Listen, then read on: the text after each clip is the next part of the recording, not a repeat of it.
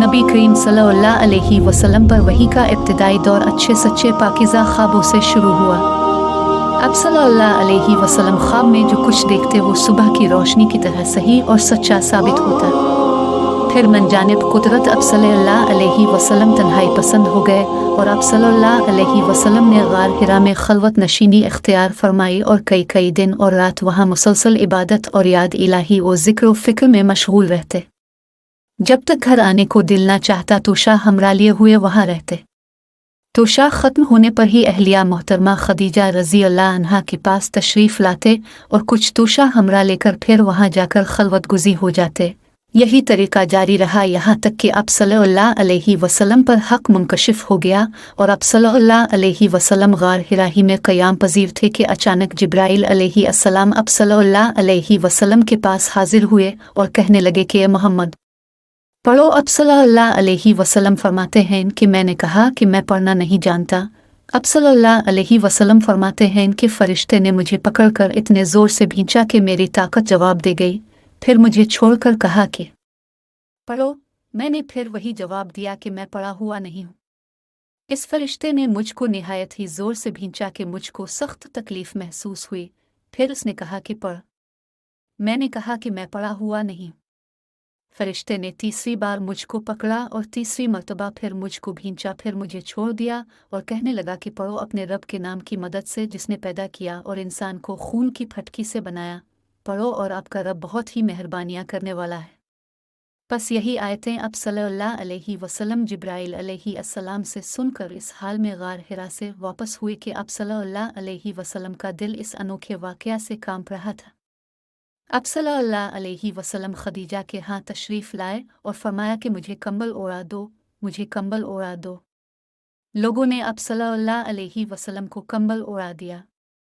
जब अब सल्लल्लाहु अलैहि वसल्लम का डर जाता रहा तो अब सल्लल्लाहु अलैहि वसल्लम ने अपनी ज़ौजा मोहतरमा खदीजा रज़ी अल्लाह अन्हा को तफ़सील के साथ ये वाक़या सुनाया और फरमाने लगे कि मुझको अब अपनी जान का खौफ हो गया है।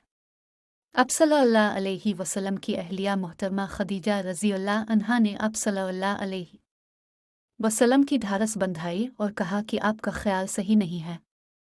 अल्लाह की कसम, आपको अल्लाह कभी रुस्वा नहीं करेगा। अब तो अखलाक फाजला के मालिक हैं, अब तो कुंबा परवर हैं, बेकसों का बोझ अपने सर पर रख लेते हैं, मुफलिसों के लिए अब कमाते हैं, मेहमान नवाजी में अब बेमिसाल हैं और मुश्किल वक्त में अब अमल हक का साथ देते हैं। ऐसे औसाफ हसना वाला इंसान यूं बेवक्त ज़िल्लत और ख्वारी की मौत नहीं पा सकता। फिर मज़ीद तसल्ली के लिए खदीजा रज़ी अल्लाह अन्हा अब सल्लल्लाहु अलैहि वसल्लम को वर्का बन नौफल के पास ले गई, जो उनके चचाज़ाद भाई थे और ज़माना जाहिलियत में नसरानी मज़हब इख्तियार कर चुके थे और इब्रानी ज़बान के कातिब थे। चुनांचे इंजील को भी हसब मंशाए खुदावंदी इब्रानी ज़बान में लिखा करते थे। इंजील सरयानी ज़बान में नाजिल हुई थी, फिर इसका तर्जुमा इब्रानी ज़बान में हुआ। वर्का इसी को लिखते थे। वो बहुत बूढ़े हो गए थे, यहाँ तक कि उनकी बीनाई भी रुखसत हो चुकी थी। खदीजा रज़ी अल्लाह अन्हा ने उनके सामने अब सल्लल्लाहु अलैहि वसल्लम के हालात बयान किए और कहा कि ए चचाज़ाद भाई, अपने भतीजे मोहम्मद सल्लल्लाहु अलैहि वसल्लम की ज़बानी ज़रा उनकी कैफियत सुन लीजिए। वो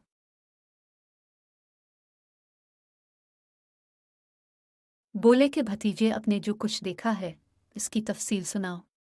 चुनांचे अब सल्लल्लाहु अलैहि वसल्लम ने अज़ अव्वल ता आखिर पूरा वाक़या सुनाया, जिसे सुनकर वर्का बेइख्तियार होकर बोल उठे कि यह तो वही नामूस मुअज़्ज़ज़ राज़दान फ़रिश्ता है जिसे अल्लाह ने मूसा अलैहिस्सलाम पर वही देकर भेजा था।